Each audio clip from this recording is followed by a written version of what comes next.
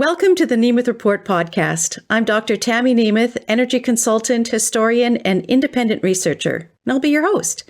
Here today to speak with me about Canada's energy transition is Parker Gallant, author of a fantastic, informative, and insightful blog called Parker Gallant Energy Perspectives. I'll put a link in the description so you can check it out. Welcome to the podcast, Parker. Oh, I'm pleased to be here, Tammy. It's such an honor to speak with you. You've written such amazing things on your blog, and you have such a unique perspective on the energy transition as it's taking place in Canada and Ontario, since you're in Ontario and you focus a lot on the sort of pricing issues and reliability issues and so on of the Ontario electrical grid and whatnot. So for the listeners and viewers, I'm wondering if you could just take a moment to introduce yourself, tell us about your background and how you came to write this blog of yours. Okay. Well, we used to, my wife and I used to live in Toronto, and we found a beautiful place outside of Toronto, halfway to Kingston, if you will, called Prince Edward County. And Prince Edward County is basically almost an island that sticks out into Lake Ontario. And we loved it. So we wound up buying a property here. And eventually, when I retired, sold our house in Toronto and moved out here. And I guess to give you a little bit of my background, I was a banker, an international banker, and traveled around the world on frequent occasions. And was in the UK on many trips. And I told my wife that when I retired, I did not want to travel anywhere. Because I had been through too many airports and missed flights and just found that disastrous. So I said, we're going to spend the time in the county. And she agreed. And so we moved here and love it. And I basically got involved in sort of the whole energy concept because when we moved here, there was plans at the time to put all kinds of wind turbines up in the county. And there was a movement that was formed to fight it. And as a result, I wound up meeting Jane Wilson, who of Wind Concerns Ontario, who had started an organization and had a lot of partners throughout the province that were fighting wind turbines coming in and decimating the properties and killing birds and bats. So I joined them as a board member for many years. And that's how I basically got involved in looking at the energy sector and started writing the articles that I had written over the years. And that was back in about 2011, 2012. Hope that gives you some idea of why I'm doing this now. Oh, for sure. That's great. Thank you so much. And so I'm wondering, what sort of work did you do at the bank? Well, the international banking business was involved. I was involved in trade finance and correspondent banking. So I was basically, if you go into a bank and you want to buy a foreign currency draft, like a sterling draft or something, the bank has to have a sterling account with a UK bank, and vice versa. Foreign banks, if they want to issue a Canadian dollar draft, have to have a relationship with Canada. And of course, when you write a check or buy a bank draft and send it around the world, it has to be cleared back through the original issuer. So we were selling our, TD banks, the Toronto-Dominion banks, ability to be able to service those customers. And at the same time, the trade finance side was supporting Canadian industry that were trying to sell their products in foreign markets because the Export Development Corporation, which is a crown corporation, would only do a certain amount of financing, and banks were expected to step in and help out. So we were helping out Canadian businesses, if you will, trying to sell products around the world. So that's how I what I was doing. And as I said, I saw a big chunk of the world and found it very interesting. And that sort of led me to, sort of look at things not just from an Ontario perspective or a Canadian perspective, but a global perspective. So that's why the just transition or the climate change craziness, if you will, sort of took over my life to a certain extent.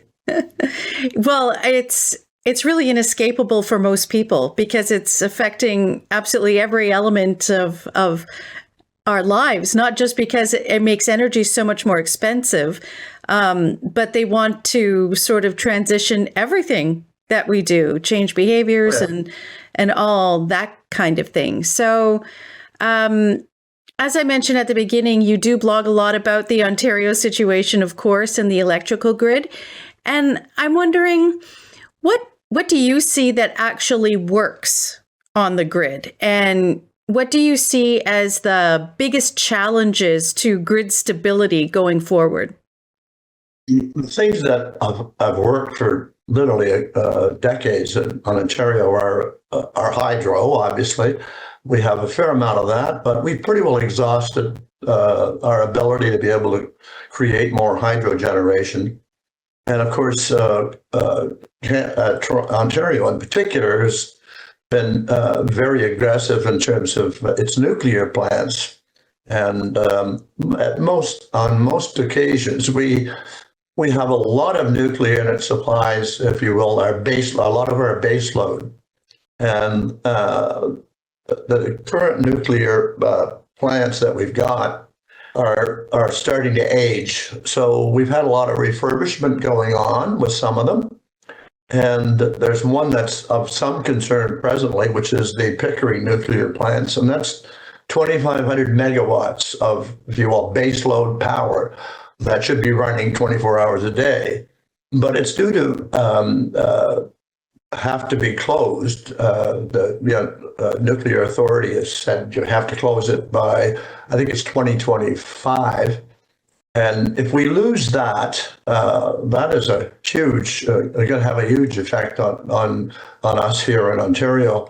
The current government has asked for approval to refurbish the plants, but they haven't got that approval yet.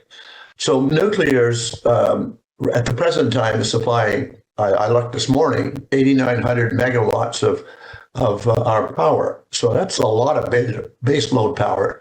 And hydro usually provides about, anywhere from 4,000 to 6,000 megawatt hours of power on an hourly basis. And then on top of that, we have a lot of gas plants. We have about 7,900 megawatts of capacity of gas plants. And then, of course, we have that wonderful renewable stuff, wind and solar, which works when the wind's blowing and when the sun's shining. But frequently, wind is blowing in the middle of the night. When peak demand occurs, which is usually later on in the day. So, I don't find, wind and solar a very reliable source of power. They're very intermittent, unreliable. So my view is that if that's the route we're going to take, we're going to be suffering from blackouts and brownouts, and much like California is on a regular basis. Well, especially if the governments want to electrify everything, then that increases the demand on the grid, and which means you need more electricity generated. And as you say, I mean, the wind and solar really can't fill that gap. It's so when you need it, it's not there, and we just don't have the technology or whatever in order to back it up, and with batteries or whatever they're proposing. Which begs the question, if you have this base load that's reliable and you can capture emissions from it, if that's possible, then why wouldn't you just skip the part where you have the wind and solar, It's what I refer to as layering on the costs. I mean, if you have wind and solar and it's intermittent and unreliable, but your peak demand is climbing during the day, what has to happen is something has to step in to supply that power that is needed by households and by our manufacturers and our retail stores, in our restaurants, and so on. And gas has filled that gap very admirably for many years here in Ontario. So whenever the wind's not blowing, the gas plants fire up and provide that power. As an example, this morning I looked at yesterday's peak demand, and it was closing in on 20,000 megawatts, and gas was providing about almost 5,000 megawatts of power at most hours to give us reliable power. So we didn't have blackouts or rolling brownouts. So without gas, without those natural gas plants, we are in deep trouble. And, the lights will be going out frequently.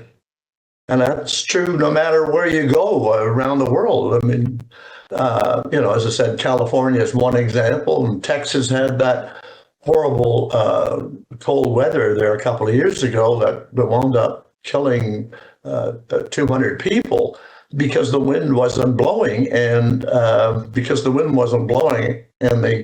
the gas plants weren't properly insulated. They couldn't provide the gas. They couldn't provide the power, and that's why people suffered from the cold. And 200 of them died. So it's very important that we have power that can be ramped up whenever it's needed, and people don't seem to understand that. The grid also likes it when it's stable. So if the load is like this, that's what the grid prefers. Not all of these different spikes, because it's not just the demand spikes that's an issue. It's those production spikes that then affects the transmission lines and blows transformers sometimes and that kind of thing. We talked about grid security on this, the Energy Transition podcast that I participate on every Monday. And we talked about the challenges for grid security because of the intermittent, unreliable wind and solar being added at a terrible pace across the world. And here in the UK, when it was very sunny, if it's too sunny, then the solar panels overheat and you can't really use them. If it's too windy, you can't use the windmills. That happens a lot over here. And so they had to keep turning on the coal plants to provide the base power when they had to shut off the wind and solar. So it's not just Canada or California, but it's happening in Germany. It's happening in, larger Europe and the UK, and it seems any country that goes down this pathway is running into significant troubles, which then brings us to what do you do about it? Because the governments are, very headstrong in pursuing this trajectory. And so they're floating these ideas that we have to reduce demand. That will, and I don't know. It's unusual what they're saying, reduce demand, but at the same time they're saying we have to get rid of our internal combustion engine driven cars and buy electric vehicles, which have to be plugged into the electricity system. Are they going to tell us when exactly we could plug in? It's only when stable supply is available. That maybe when the wind is really blowing hard or the sun is shining. I mean, it's, we're just driving ourselves into poverty as far as I'm concerned, or to a place where, we can't create jobs because the jobs are intermittent. Manufacturers are going to move their plants to locations that have not adopted this craziness, if you will. Right. And I think, for example, there's a move, at least in the UK and in Europe to some extent, to be importing the electric vehicles from China. But there's been some electrical vehicle manufacturers. There was one here in the UK that got a lot of money from the government who, after this recent energy crisis, said, well, we've built the factory, but it's too expensive to operate, so we're going to relocate to China. And then they'll turn around and export those electric vehicles back to the UK or Europe or whatever, having been built with coal energy. Yeah, I know.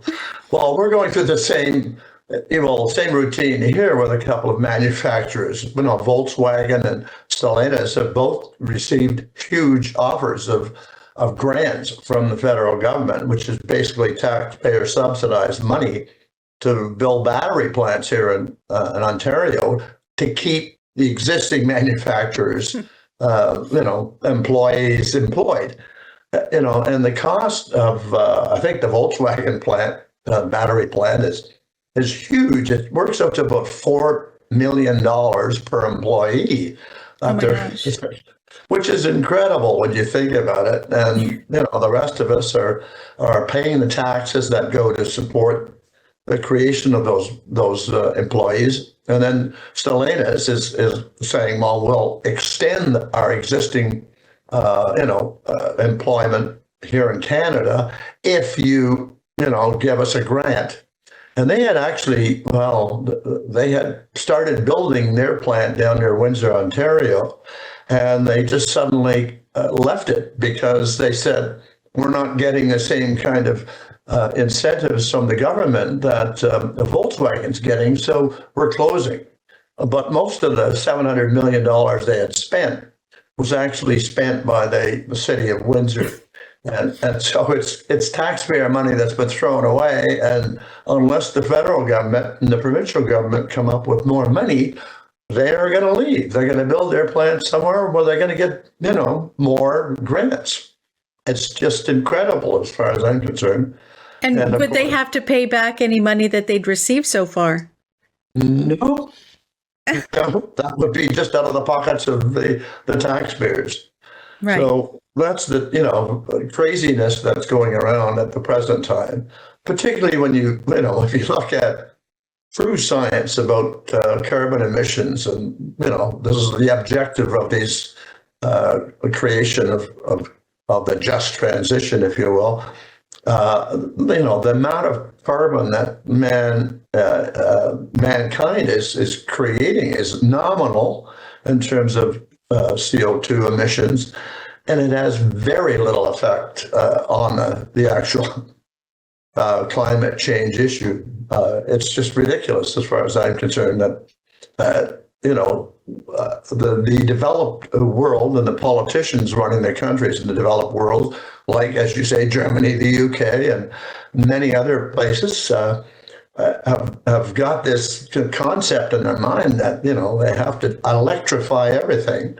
And they don't really seem to understand the true costs of that electrification. Yeah, They've been driven by, a bunch of people that for some reason think that, this is the way to go. There's a lot of, if you will, cult-like people out there that have basically directed the politicians, and they seem to have a huge influence at the present time.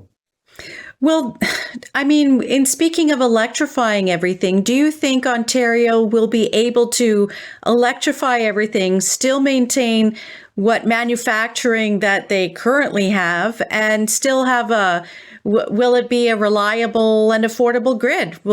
How will the transition affect the consumer? It'll affect the consumer in a bad way. I mean, we've already, Ontario was one of the first locations to basically say, hey, wind and solar is great. And back in, I think it was 2009, the McGuinty government, that was a Liberal government at the time, in power, and they had a majority, created the Green Energy and Green Economy Act. And we were told by the Minister of Energy at the time, a fellow called Smitherman, that it would only increase prices by 1%. But as the whole thing unfolded, we found out that the contracts that were being lent by the government itself through an entity they created called the Ontario Power Authority, they were handing out contracts for solar on rooftops at 82 cents a kilowatt hour and 44 cents a kilowatt hour if you put the solar panels in the ground. And on top of that, they were putting, paying wind turbine companies 13.5 cents for whatever every kilowatt hour they produced. So, I mean, what that did was simply drive up the cost of electricity by over 100% and only about 5 or 6 years here in the province. And that affected not just households, but obviously affected the manufacturers and small businesses that are spread throughout the province, and created big pushback. So what happened with the Liberals was they basically got booted out of Ontario's Parliament, and wound up as they called them the minivan party at the end of it, because they won, I think it was 7 seats in that election. So, I mean, the ramifications of all this are recognized by the people. And the unfortunate thing is that some of the other parties, the parties that were, if you right of center or believed that mankind wasn't the cause of global warming, have sort of shifted as well. And a lot of the influence that has created that shift has been from, the powers that be. So now, even though we've got a conservative government, which was, we thought, right of center, it has turned out to be not right of center at all. It's basically adopted the same concepts as the old Liberal Party has done. And what we're finding now is that their pathways to, decarbonization is a scary document, because it's advocating for as much as 10,000 megawatts of capacity from hydrogen. And there's no real, substantial hydrogen plants operating around the world. And it creates a huge cost, if you will, to actually generate hydrogen. And they need a lot of electricity to do that. And where are they going to get that electricity? Well, if it's from wind and solar, it's going to, as I said, layer on the costs, if you will, of producing some, electricity. And that's going to have an effect on everybody. I mean, currently, the Ontario ratepayers are being subsidized. These are households only, to the tune of $6 billion a year, because the government says, taxpayers have to pay for that money, that we overspent, if you will, for wind and solar. So we're eating that $6 billion out of our tax dollars. So that means, well, maybe we can't build a hospital, or we can't improve our school system. All of those things, don't seem to be recognized by the politicians. Well, I notice on your blog, you sometimes talk about what happens when there's too much energy being produced when demand isn't there. What happens to that energy? Does it get sold somewhere, or do you have to pay someone to take it? Well, it's kind of both, a combination of both of those things.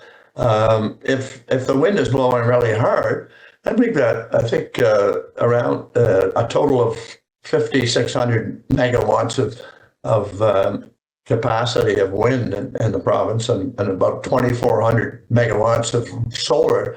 What happens if we have too much of that is that, they either have to tell those wind companies to curtail what they produce. In other words, just, don't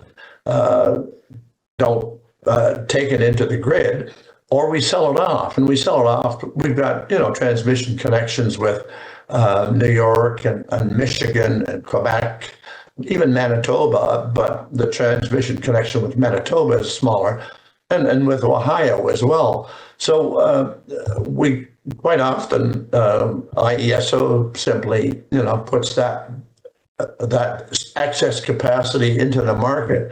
And there are market traders that will go to, Ohio or Michigan and say, hey, you want to buy our cheap power? We can get it to you for pennies of what it costs. So Michigan is a big, they take about, I think it's 7 terawatts of our power, excess power, every year. And if I was to examine the annual cost of what we're selling them, it's probably about I'd say 2.5 to 3 cents a kilowatt hour, when we are here paying, the ridiculous costs for the same stuff. On top of that, if wind is producing too much power, quite often during low demand periods, when it's down at 12,000 or 13,000 megawatts, what has to happen is that Ontario Hydro has certain base load capacity for hydro, right? And so we spill that. When we spill it, that means we're not running it through the generators. By not running it through the generators, we have to pick up the costs because Ontario Power Generation said, well, we're not going to spill that hydro for nothing. So we pay them to spill the hydro. And they in turn have to pay a fee for the spilled water over the dam. So there's a double cost to us, if you will. It's just ridiculous that the government doesn't see this. And as a matter of interest, my MP here, my MPP, I should say, in where we live, is actually the Minister of Energy. And when he was in opposition, he would phone me and email me and say, Parker, can you help me out? Can you provide some information and some good questions so I can ask the Liberals, about this? And now he doesn't talk to me at all. Wow, that's a surprise. Yeah, but it sure is. So, I mean, what do you think accounts for this seeming attitude shift of the Ontario government to walk down the net zero road when they seem to have been somewhat resistant to it when they were in opposition? What do you think accounts for that? I just really don't understand why they've gone so far to the right. The only thing I can understand is that if we look at that Volkswagen plant, that battery plant they're to build here, the bulk of the money, and it's estimated as much as $16 billion, will actually come from the federal government. So, maybe the Ford-led government here in Ontario of the Conservative parties are buddies with Mr. Trudeau of the federal Liberal Party, because he knows they will hand out lots of tax dollars that Canadians pay to keep those plants operating. We're not creating new jobs, as I said, except in the case of Volkswagen. But I mean, the price of those jobs is $5 million per job. So, it's the taxpayers across the country that are paying for those new jobs. So my view is that, because Ford sees, Trudeau as the means of getting lots of money, he's cozying up to them and buying into their concept of net zero. And he hasn't pushed back at all. Whereas if you look at Alberta and Saskatchewan, they both push back in terms of this just transition. They don't believe it's a worthy endeavor, if you will, and it's going to affect their economies in a bad way. But Ford hasn't done that here yet. Do you think? Oh, sorry. Go ahead. I'm just saying we can only hope. That's all. Well, is there broad public support for the net zero transition in Ontario? Well, there seems to be, it depends. If you read the social media posts, a lot of people are objecting to the route we're going. But if you read the mainstream media, the message they're putting out is, oh my God, climate change is going to, harm us tremendously. But the funny thing about Ontario is that we have a very, very clean electricity system, and we generate, I think I read something recently saying that only 3% of Ontario's emissions come from our electricity system. So why we're, ganging up on that reliable power, if you will, and that power that's not generating any emissions is something that I just don't understand. But the politicians keep doing that. But the pushback, I think, is below the surface. I haven't, because the media, the mainstream media at least, is putting out the fact that every time we have a little bit of hot weather or there's a flood somewhere in the province, it's climate change that's the cause. They don't look back and examine history to sort of say, hey, whoa, we had Hurricane Hazel back there in 1956 that killed 100 people and flooded a whole bunch of Toronto. But they seem to have forgotten that or not bother looking back, as I said, in history. So there's a lot of that bothers me quite a bit, that it seems to be a message that is being put out by certain parties and is being accepted by the politicians. So this kind of brings me to some of the other items that you talk a lot about on your blog, and you've done such great digging, and that's the environmental groups. And I guess, calling them environmental charities, because there's nonprofits and there's charities. And I'm wondering, can you just give us some insight into this sort of loose organization called the Strathmere Group? What is this group? Who's in it? Where did it start? When did it start? And what sort of influence do you think it's had on the Canadian environmental and energy policy on net zero? Well, it's had a huge influence as far as I'm concerned. And the parties that are behind it are still the same parties that are doing it today and influencing government, and not just at the federal level, but basically across the country. It kicked off back in about, I think it was 2012 by Marlo Reynolds, who worked at that time. He was the executive director of the Pembina Institute, and he got a paper from a gentleman, Jerry DeMarco, who wound up in a very senior position in the Liberal government, as did Marlo Reynolds. But anyway, the concept was to, get this organization together. So to stop spreading the news, if you will, one at a time. Get a little club together and collectively do what you can to make sure the same message is going out all the time to all the politicians and to the mainstream media. So there was originally Pembina, the World Wildlife Fund, Eco Justice Canada, which is a legal firm, Nature Canada, Sierra Club, Pollution Probe, Greenpeace, Environmental Defense, Equiterre, which is another legal operation where the current Minister of the Environment and Climate Change, Mr. Guilbeault, was a co-founder. The David Suzuki Foundation and the Canadian Parks and Wilderness Society. Those organizations met up with, I think it was 21 U.S. organizations. Some of them were sister companies. There was Environmental Defense U.S., as well as the defense is spelled with an S instead of a C, though.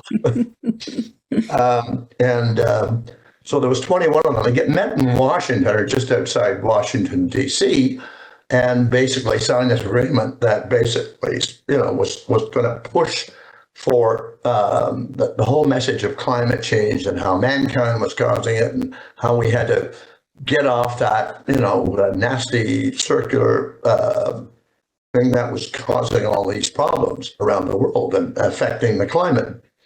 And so they're all registered. They were all registered charities, with the exception of Greenpeace. And Greenpeace had lost its, charitable status back in, I think it was 1989. Eventually, Nature Canada actually dropped out before they went to the States, and they were replaced by Climate Action Network, which is really an association of climate change advocates. I'm trying to think, was another one? They were not for profit, so they joined up. So those are the members, if you will, of the Strathmere Group, and they've been powerful. I mean, some of the individuals, as I said, wound up in politics under the Liberal government, but in senior bureaucratic positions, and others like Rick Smith, who was, running environmental defense for some years, has suddenly emerged in Ottawa as the president of an entity that the federal government created, which was the CCI, or Climate Change, or Canadian Climate Institute. And they are pushing to reshape, if you will, to shape public policy.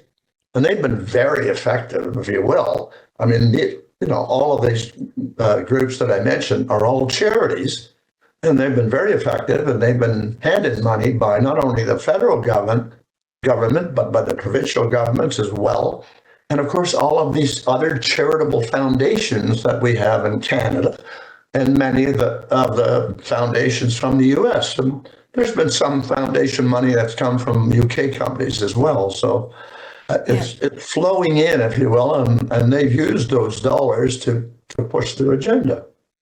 And they've been quite successful, I'd have to say. Yeah, for sure. And one of the interesting things about the funding is that it's like several of these groups received seed money back in 2012, 2013. And some of that came from foreign foundations. But it was like once they got up and running, then government money started flowing in. And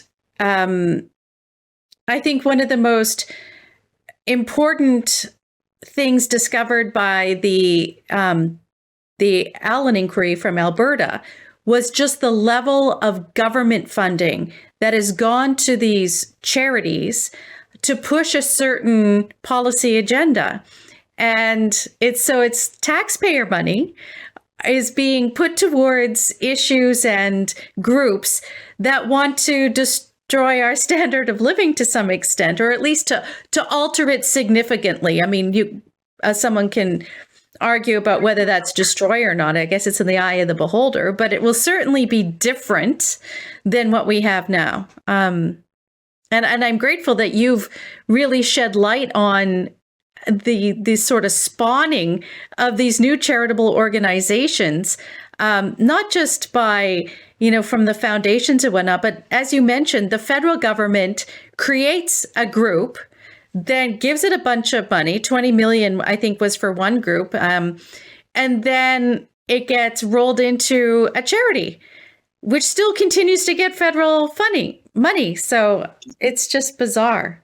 On top of that, there are grants that are handed out on a regular basis to these same charitable groups. They come in and say, we need some money to do this study. And the government hands them the money to do that study. And it's been an increasing sort of source, and it's hidden because it's different ministries that is handing it out. It could be global affairs, it could be the environmental ministry or natural resources. All of those people are handing the money out, and of course, those politicians or the ministers of those entities are going around the country telling everybody, we got to go through this just transition. So they get the support of these charities that they've created and they fund on a regular basis.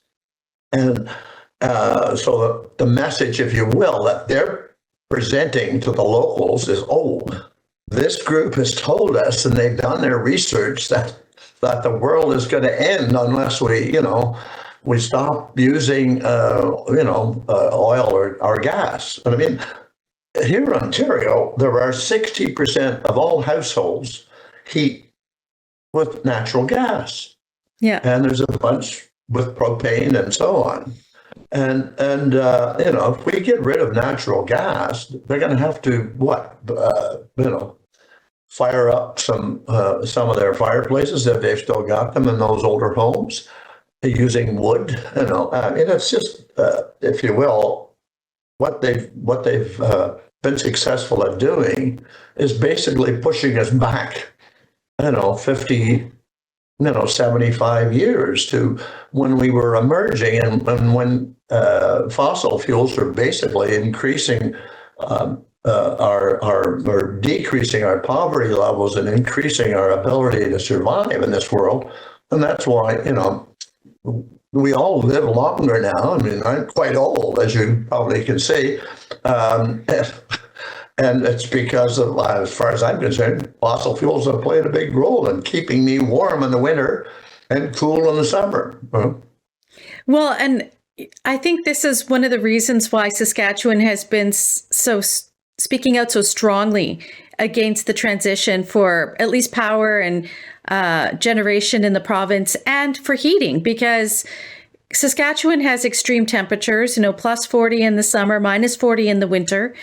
And if houses were to switch to electric baseboards, which is what a lot of people in Ontario did during the previous governments, I can't imagine what the cost would be to heat a home with electric heating in the middle of winter, minus 40. And the people who talk about heat exchangers or whatever, when we lived in the south of France, we had one of those, and it happened to get cold in winter where it went down to about minus 5. That thing stopped working. It froze up. And I know that there's a few that are a little more efficient, but I don't know any that can withstand a minus 40 winter. It's just, it doesn't work. And so that would be subjecting the citizens of Saskatchewan to veritably freezing in winter, which I'm glad Scott Moe said that's off the table. We're not going to accept that, and nor should he. No, that's true. And if you look at global statistics going back 100 years, the number of people that die from the cold has decreased tremendously because of fossil fuels. Whereas, the number of people that die from, hot weather is sort of stayed fairly stable. So, the fact of the matter is that, the fossil fuel use has increased our lifespan, has decreased, people living in energy poverty, and yet the current crew, if you will, that are pushing this whole agenda want us to go back to, 100 years ago, before we found out that we could use fossil fuels to improve our life cycle, if you will. Right, and don't understand it. If I just make another link here to what you said about burning wood if it gets cold, and that's exactly what happened this winter in Germany. And they were lucky it wasn't even a very cold winter. So now the German government wants to put a ban on burning wood, saying it creates too much particulate matter and will increase asthma and all these other things. So I don't know what it will take for citizens to realize that perhaps this needs to slow down, do a rethink, do a proper cost-benefit analysis, because all we ever get told are all the potential benefits of being renewable without the costs. And all we hear about are the costs of fossil fuels without talking about what their benefits are. And so to have a rational conversation, it ought to be around these things, because there's trade-offs no matter what you do. So I'm glad that you at least try to talk about these issues on your blog and raise awareness, at least amongst the people who frequent your website. So that's good. Thank you. Thank you. On those lines, I think a lot of the, if you will, attention has come from the fact that universities now are so well funded in terms of creating research on climate change. So what we're doing, I think, is teaching our children and our children's children that climate change is real, and so they emerge as well from graduate courses at universities with this thought in their mind that we have to get rid of fossil fuels. It's that's something that needs to be stopped as well. Parents should try to teach their kids a little different thought. Thank you, Debbie. I just wanted to comment on that bit, because I think one of the problems that policymakers have been trying to skew investment dollars to wind and solar and maybe batteries. And to me, that, and the universities as well, they divert their research money into pushing a certain agenda. And so therefore, by diverting that research and investment into things that government wants, means that maybe there's not enough research and investment going into things that could be a proper solution to everything. Like, there's no doubt that at some point in the future, fossil fuels are going to run out. And there needs to be some sort of research into what those alternatives could be. But it's very clear, if one just looks at energy density, for example, that wind and solar are not the way to do it. And there's loads of other impacts, whether it's the land use, the material requirements, all of these different things. And if every country in the world wants to do the same thing, then there's going to be difficulty having the right minerals and materials to do that. And it will become very expensive because everyone will be competing for it. And so by diverting all that research intensity and investment into things that conceivably are dead ends at this point, because there's limits to how much energy you can generate from these things, especially solar panels, and we're almost at that peak efficiency right now, then there's not alternatives that could be plausible even being examined because the money's being sucked into other things. Totally agree. The research money should be going towards looking at new potential sources of energy rather than, energy that, industrial wind turbines have been around. I think the first one was invented in the UK, and I think it was 1887 or something. That I'm trying to think of the fellow that did it, but that was a Scottish professor. So 1887. Electric cars were actually around before internal combustion engines arrived, right? Yeah. All of those, what we're doing is we're taking the oldest technology and moving it to and saying that's going to solve all of our problems. Whereas we should be looking at developing new technology, and that's where the research money should actually be going. So I totally agree with what you're saying. I have to make a comment about electric vehicles because I was at the Eisenhower Library in Abilene, Kansas, and doing some research there. And they have on display his first electric vehicle, like a car that he drove back when he was courting his wife or something. And it was this massive block of battery. And I was thinking, okay, that's a nice historical artifact. And yet here we are, as you say, sort of going back to that. And it was funny because there was a little note saying how terrible it was that it didn't last very long, the battery charge and that kind of thing. And I think about, turn of the century range anxiety. Just for sure. You reminded me of, I used to go out fishing trips with a bunch of coworkers. And one time we went up to Lake Obavica, beautiful lake in Northern Ontario. It's 20 miles long and lots of fish. Anyway, we found this lodge that we stayed at, and it was run by an Austrian couple who had emigrated to Canada and bought the old lodge and had converted it. They had a wind turbine, small one, and a whole bank of batteries. And when we got to this isolated, camp, fishing camp, we thought, wow, they had everything. They had, we had a 5-course meal the first day we were there. And we went through this whole process, and they had TVs in the rooms and, just everything that you could imagine that electricity would bring to them. But they didn't have any electricity lines. We had to drive about 50 miles on a really bad road to get to this lodge. And, it was fantastic. We loved it. We kept going back until our wives finally discovered, because they sent us a nice brochure saying how nice this place was. The wife said, okay, from now on, we're going to go with you. So that's when we killed the fishing trip. But it's, that technology can work, if you will, and provide power to people that aren't on the grid. But it's not supposed to be on the grid. It doesn't work as we've talked about. Yeah. I mean, it seems to me, as you say, it's more of a niche market for it. So if it's a place where you can't get the grid there in a cost effective or appropriate way, then yes, that's a suitable alternative.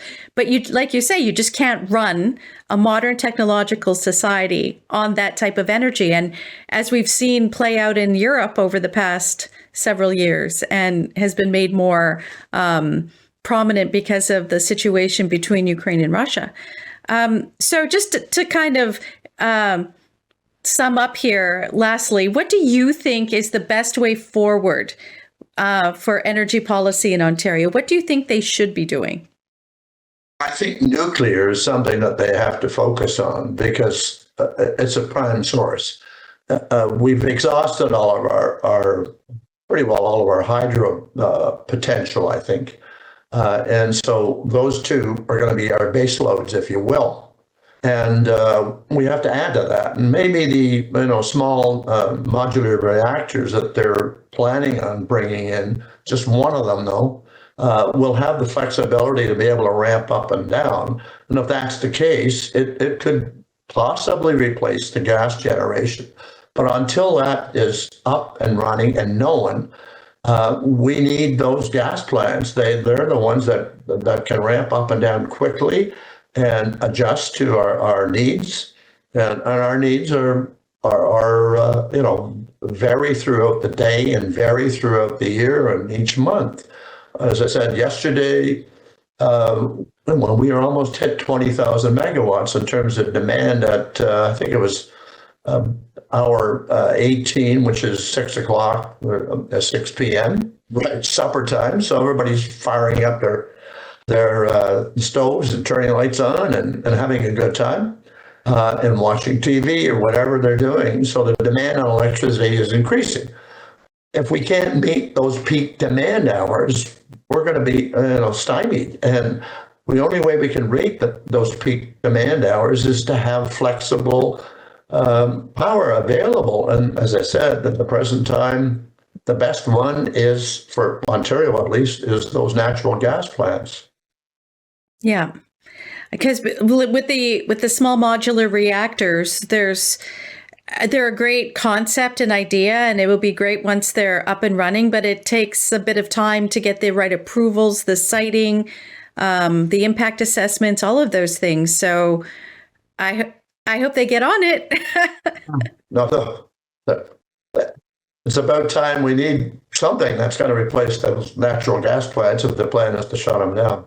Right. I mean, here in the UK, they've been talking and building a nuclear plant for, it seems, years and years and years. And the problem is there's a lot of talk, a lot of complaining and stuff, and then stuff doesn't get done. And at some point, people must insist, okay, enough talking, you need to get this done now. Yeah, no, the pushback from the climate change advocates as well for nuclear has slowed the whole process down too.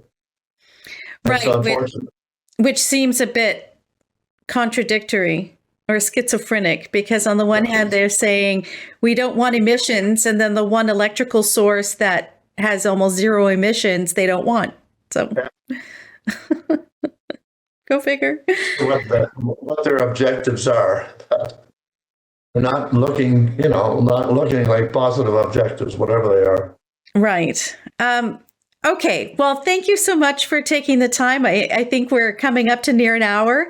We'll have to do this again. We can chat about other elements of the energy transition and all the amazing research you do. But thank you so much for taking the time to chat with me today. Thank you very much for having me, Tammy. Thank you. Yeah.